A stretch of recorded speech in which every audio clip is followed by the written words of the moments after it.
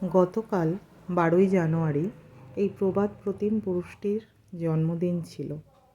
এই ছবিটি আমাদের দেয়ালে সবসময় টাঙানো থাকে, কোনোদিনও আলাদা করে কিছু করিনি। কিন্তু গতকাল আদি এই ছবিটিকে নিচে নামিয়ে আনে। কেন করেছে, কি করেছে তাও আমরা ঠিক বলতে পারবো না, কিন্তু ওর যে ভক্তিভাব সেটা দেখে অবাক হয়ে গেলাম।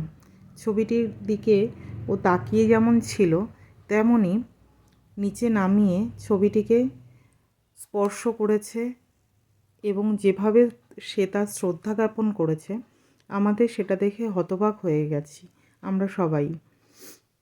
ওর মধ্যে এই ভক্তিভাব কোথা থেকে এলো আমরা জানি না, ও বিবেকানন্দ কী জিনিস তাও সে জানে না, কিন্তু তার প্রতি যে ওর এই ভক্তি সেটা আমাদের দেখে অবাক লেগেছে।